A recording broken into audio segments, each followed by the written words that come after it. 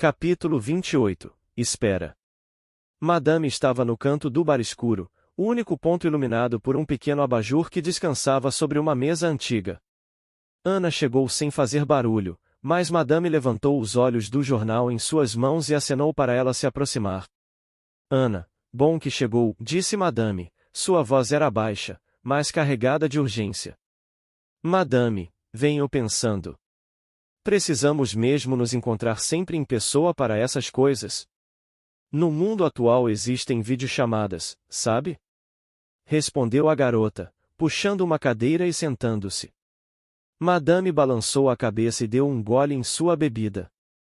Com um movimento rápido, jogou as notícias em suas mãos sobre a mesa. É interessante você dar uma sugestão do tipo: já viu as notícias recentes? A rede está cada vez pior. Satélites e torres estão sem manutenção há meses. Seus dedos tamborilando sobre a mesa de madeira envernizada pareciam refletir sua impaciência. As cidades estão formando suas próprias redes locais, mas estamos passando por sérios problemas de comunicação. Sabe o mais engraçado? A capital ainda acredita que pode exigir impostos, como se nada tivesse mudado. Ana escutou atentamente, os olhos fixos em Madame, sentindo o peso das palavras. Isso me leva à sua próxima missão. Com a perda dos meios de comunicação, precisamos levar da forma antiga documentos oficiais para um dos nossos ramos mercenários em Leviatã, a cidade móvel. É uma entrega simples, mas vital. Isso não parece nada simples, Madame. Se é uma cidade móvel, como vamos encontrá-la? Perguntou a mercenária, arqueando uma sobrancelha, intrigada. A última rota reportada passava pelos arredores de Barueri. Você e seu grupo deverão estar atentos e prontos para interceptá-la. Madame pausou, como se medisse as próximas palavras. E mais uma coisa, por ser uma missão longa, vocês terão 2 meses de descanso após a conclusão, em vez de 1. Mais uma vez, planos adiados. Minha nova armadura terá que esperar. Esse mundo não dá trégua, pensou Ana, com uma pontada de frustração. Cruzando os braços, ela continuou. Isso é um pouco incômodo. A mesma reclamona de sempre.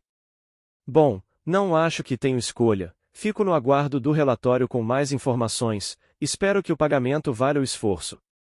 Vou garantir que valha, respondeu a imponente mulher, dando um leve aceno de despedida.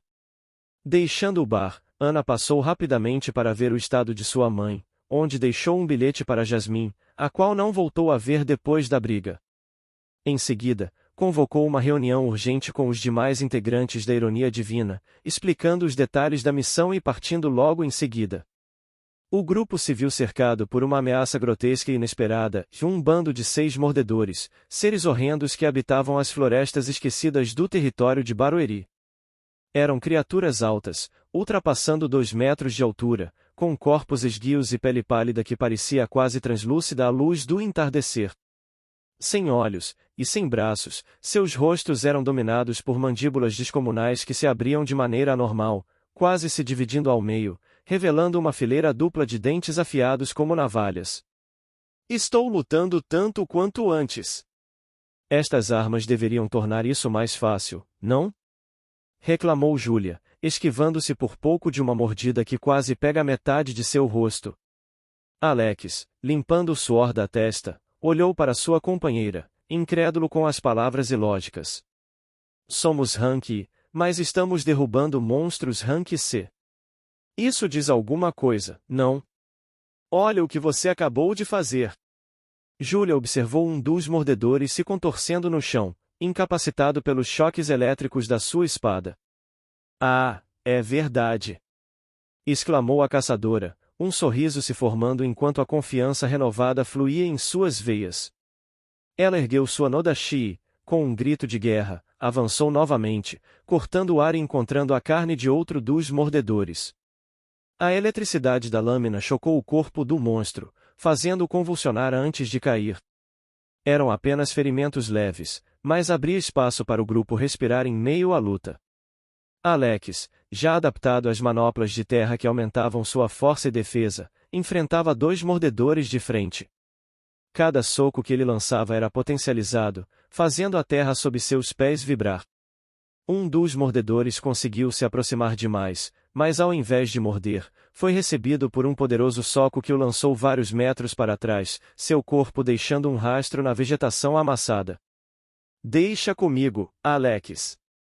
Notando o golpe do irmão, Felipe correu em direção à criatura caída, preparando sua arma com um sorriso feroz.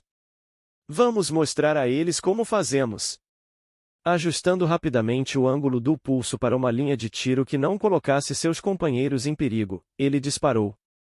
O som era abafado, mas a eficácia era clara, e o mordedor foi atingido diretamente na cabeça, caindo inertemente com um baque surdo. Eles estão lutando muito melhor do que o esperado.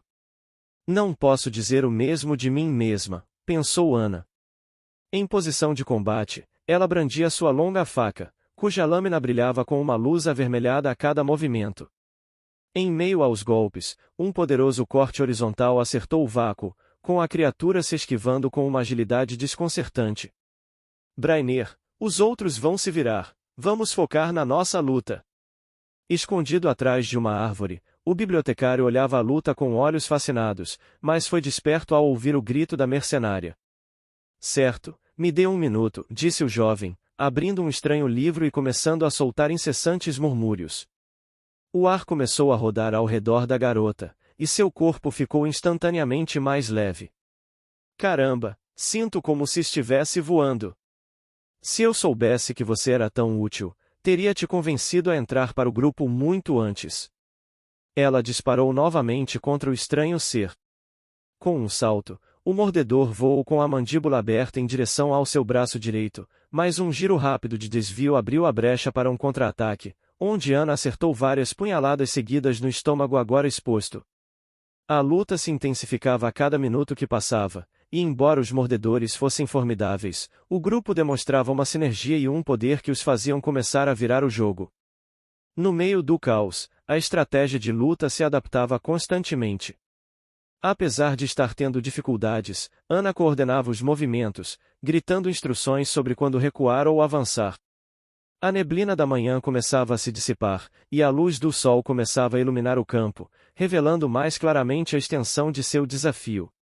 Apenas um dos seres estava morto, e os demais mordedores, embora feridos, não mostravam sinais de desistência, cada um lutando com uma ferocidade desesperada.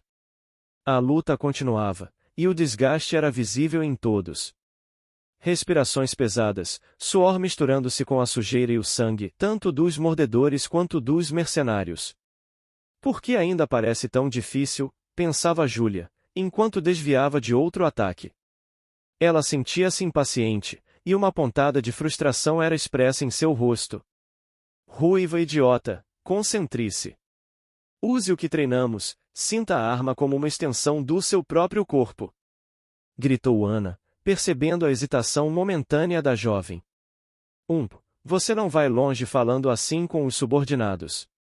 Apesar do resmungo, a Nodashi foi segurada com mais firmeza. Com uma respiração controlada, ela antecipou o próximo ataque de um mordedor e, com uma combinação de movimento e precisão aprimorada pela sua arma, cortou através do silêncio matinal e da carne do adversário. A criatura emitiu um som gutural, um misto de dor e raiva, enquanto desmoronava no solo. É isso aí! Felipe gritou em êxtase, uma atitude diferente de seu silêncio rotineiro. O confronto parecia se eternizar, mas a pequena vitória revigorou novamente o grupo. Alex, ao lado de Júlia, mostrava-se igualmente capaz com as manoplas. A terra ao seu redor tremia cada vez que ele golpeava, e em uma ousada tentativa, socou o chão, usando o ambiente a seu favor para criar pequenas barreiras de terra que evitaram o flanquear dos mordedores.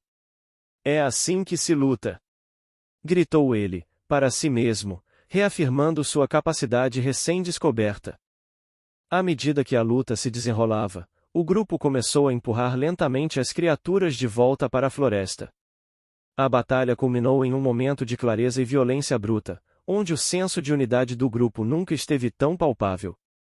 Júlia, agora completamente sincronizada com sua Nodashi, encontrou a cadência perfeita de seus golpes, cada um carregado com o peso de sua determinação renovada. Alex, adaptando-se ao fluxo da luta, usava suas manoplas para não apenas atacar, mas também para proteger, especialmente quando um mordedor se aproximava perigosamente de Felipe. Brainer apoiava a todos com estranhos encantamentos que variavam entre aumentos de velocidade e rápida recuperação do cansaço. Felipe observava a cena de um ponto estratégico, fornecendo suporte essencial. Sua prótese agora não era apenas uma parte de seu corpo, mas uma arma formidável que lançava projéteis energizados com precisão mortal. O sol, agora totalmente visível no horizonte, lançava raios de luz através das árvores, iluminando a cena com um esplendor quase místico. As sombras dançavam ao redor deles enquanto lutavam, cada movimento uma dança mortal entre predador e presa. Finalmente, exaustos mais vitoriosos, observaram os últimos dos mordedores recuarem, derrotados. O grupo, ofegante e coberto de suor e sangue, permitiu-se um momento de descanso. Vejam só, vocês evoluíram muito. Quem diria que criaturas rank se cairiam para nosso pequeno grupo em tão pouco tempo? Ana permitiu-se um raro sorriso de aprovação ao verificar cada membro, notando que suas breves palavras encheram seus semblantes de orgulho. Se eu não me apressar, em breve me tornarei um peso morto. Preciso urgentemente dar um jeito de superar meus limites atuais, refletiu Ana, observando os membros absorverem vagarosamente a mana dos mordedores mortos. Apesar de sua liderança ter sido essencial para a vitória, nem mesmo o inimigo caiu perante seus ataques. Após a tensa batalha, o grupo de Ana prosseguiu, adentrando territórios cada vez mais isolados, onde viu singulares culturas emergentes. A primeira cidade que encontraram, Santana, era um oásis verde no meio da devastação. As ruas se transformaram em labirintos de plantações suspensas e jardins verticais, onde casas e edifícios se entrelaçavam com trepadeiras e ervas medicinais. As pessoas, vestidas com roupas simples, trabalhavam juntas, colhendo e tratando plantas com um cuidado quase ritualístico. Olha só isso, nunca imaginei que veria uma farmácia crescer diretamente do chão, comentou Júlia, enquanto tocava uma das folhas, o rosto iluminado pelo sol que se filtrava através das folhagens. Isso é mais do que uma farmácia, a cidade toda é uma forma de vida. Vejam como eles utilizam cada espaço disponível. Eles não aprenderam a viver com a natureza, se tornaram parte dela, Ana respondeu, seus olhos analisando a integração perfeita entre o urbano e o natural. A conversa entre os habitantes era tranquila, mas carregada de um orgulho silencioso por sua resiliência e inovação. A próxima cidade foi Osasco, e apresentava um contraste gritante com a anterior. Aqui, o som de marteladas e o calor das forjas eram onipresentes. A economia girava em torno da produção de armaduras e armas. Apesar da atmosfera industrial, a cidade era vibrante de cor. Murais grandiosos adornavam paredes e muros, cada um contando sobre mitos e lendas dos dois mundos mesclados. Os artistas, com as mãos tão calosas quanto as dos ferreiros, pintavam com cores vivas e temas audaciosos, transformando a cidade em uma galeria de arte ao ar livre. Cada mural aqui conta uma história mais intensa que muitos livros, observou Brainer, parando para admirar a imagem de uma batalha mítica entre homens e monstros. E pensar que essas imagens são feitas pelas mesmas pessoas que forjam as armas para combater esses monstros, é poético, não acha? Felipe acrescentou, tocando o traçado de uma lâmina pintada que parecia cortar o próprio céu. Ana observava tudo, absorvendo cada detalhe. Um mural em particular chamou sua atenção, sua delicada e abstrata arte se parecia muito com algo que ela já havia visto, mas por mais que tentasse, não conseguia se lembrar onde. Ei, você, falou ela, chamando um cidadão que caminhava a passos lentos próximo ao grupo. Desculpe a pergunta, mas quem pintou isso? Ah, um visitante. Respondeu o homem, começando em seguida uma orgulhosa explicação. Esse é um dos nossos famosos murais originais, existem vários semelhantes espalhados pela cidade. Eles simplesmente estavam aqui depois do retorno, então ninguém sabe quem os criou. Sabe o mais engraçado? São pinturas bem modernas, mas nossos especialistas dizem ter quase 1000 anos. O sorriso de Ana congelou, sua mente foi inundada por lembranças há muito esquecidas. Quem diria que ainda estariam tão bem conservados? Me pergunto se minhas anotações também estão perdidas por aí. Com um aceno e palavras rápidas, ela agradeceu o cidadão, o qual seguiu lentamente seu caminho, feliz pelo interesse de um forasteiro. Ao fundo, os outros seguiam conversando. A arte e o aço trazem tanta inspiração. Talvez devêssemos considerar algo assim quando voltarmos, sugeriu Alex, já pensando em como poderiam integrar esses elementos na ironia divina. Do que está falando? Já temos algo assim, está bem aqui. O grupo acompanhou com os olhos o dedo esticado de Júlia, chegando até a elegante espada que estava em sua cintura. Era uma forma diferente de arte, mas nenhum deles discordou que tinha muito da atmosfera vista na cidade. Continuando a viagem, a discussão entre eles girava em torno das diferentes maneiras pelas quais as comunidades adaptavam-se e transformavam suas realidades. Era evidente que, apesar das adversidades, a humanidade encontrava maneiras de florescer. Naquela mesma noite, o grupo chegou na região onde deveriam esperar. Depois de dias intensos, o calmo acampamento foi um local de merecido descanso. A alerta ainda era mantida, já que ocasionalmente um grande lobo ou goblin aparecia para atacá-los, mas nenhum grande perigo foi visto enquanto os dias passavam, um de cada vez, devagar. Em uma manhã silenciosa, apenas perturbada pelo som distante dos pássaros e o sussurro do vento, Ana sentiu uma paz rara. A garota deixou seus companheiros ainda dormindo e caminhou até um penhasco próximo, se deparando com uma paisagem tão fantástica quanto os mais belos contos de fantasia, com um vasto tapete de nuvens e neblina se estendendo até ao horizonte. Talvez inspirada pelo momento de serenidade, uma melodia de uma canção que Marina costumava cantar veio-lhe à mente, e ela começou a cantarolar baixinho. A música, carregada de nostalgia e esperança, parecia se fundir com a brisa, carregando consigo memórias de dias mais simples. Foi então que, ao abrir os olhos após uma pausa na canção, a mercenária viu algo inacreditável, e um olho gigantesco se abriu entre as nuvens, observando-a diretamente do céu.